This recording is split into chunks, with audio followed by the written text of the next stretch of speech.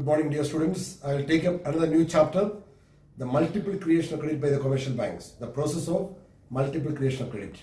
You know, in a modern economy, commercial banks do create credit. As rightly stated by Professor R.S. Sayers, Richard S. Sayers, in his famous book, Modern Banking, banks are not merely purveyors of money, but also in an important sense, manufacturers of money. Purveyors means suppliers. Banks are not merely suppliers of money, but also in an important sense, manufacturers of money or creators of money. So, commercial banks in modern times do create credit. Okay, the ability of commercial banks to expand their deposits by giving loans advances to customers is called credit creation. Okay, the ability of commercial banks to expand their deposits through loans and advances to customers is called credit creation. Okay, there are four parties involved in credit creation process. Okay, number one, the monetary authority of the country, that is the central bank. Number two, okay, the banking system of the country, which includes commercial banks, savings banks, okay, loan associations, credit unions, etc. Number three, the depositors, people who deposit money with the banks. And number four, the borrowers, the people who borrow money from the banks. So I repeat, there are four parties involved in the credit creation process. The monetary authority of the central bank. In the USA, the Federal Reserve System is the monetary authority of the central bank. In the UAE, the UAE Central Bank. In Britain, it is the Bank of England, okay, which is having the power to regulate the credit created by the banking system through monetary policy. And the commercial banks consist of all financial intermediaries, okay, which deal in money and credit.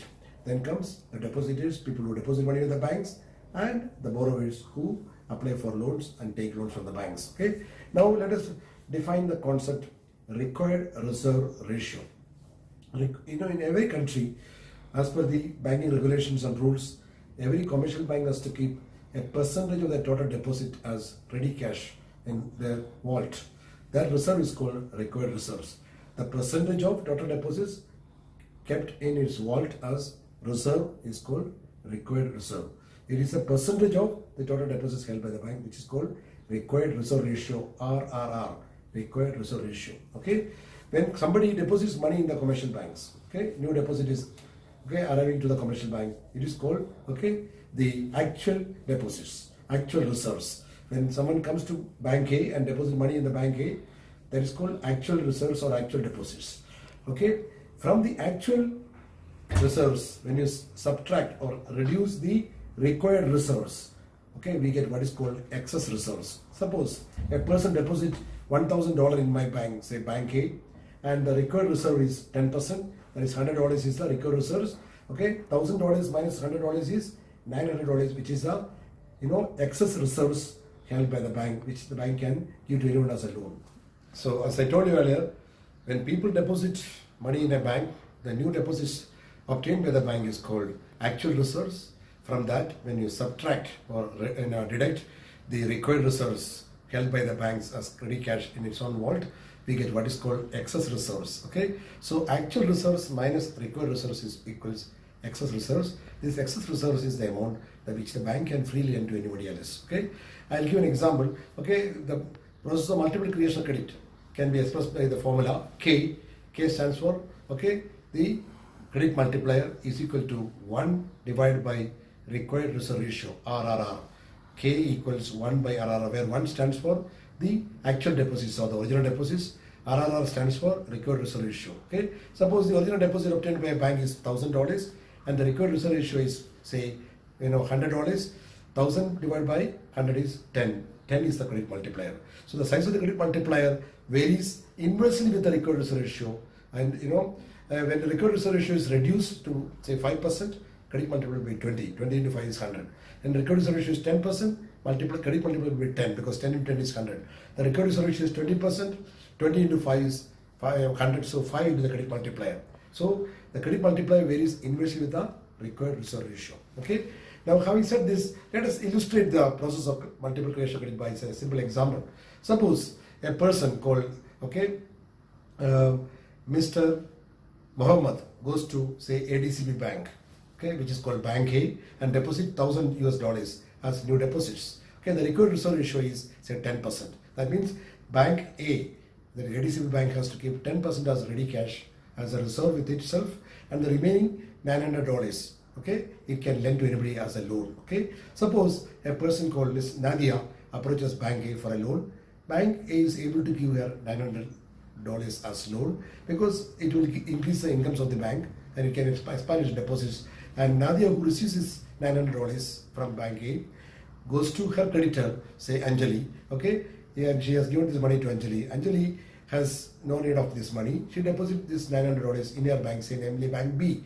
Okay, so Bank B gets a new deposit of $900. From that, 10% of that will be $90 has to be kept as required reserve ratio, and remaining $810 the Bank B can lend. The Bank B lend this money to a person called Caroline. Okay, Caroline takes this money and gives to her creditor, say Gidu. Gidu deposits this money in her bank, say Bank C. Bank C gets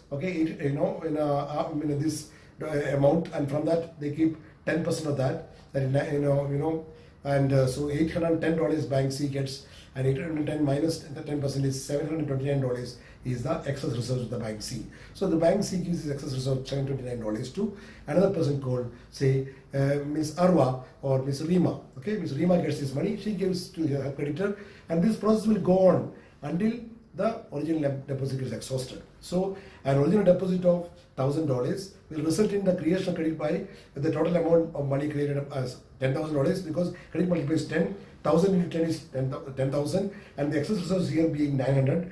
910 is $9,000 new deposit is created by the whole banking system through this process. This is called the process of multiple creation of credit. Dear friends, so we have explained briefly the process of multiple creation of credit. The good notes are there. You can read that. You can understand that process. Now, let us discuss about the limitations on the power of banks to create credit.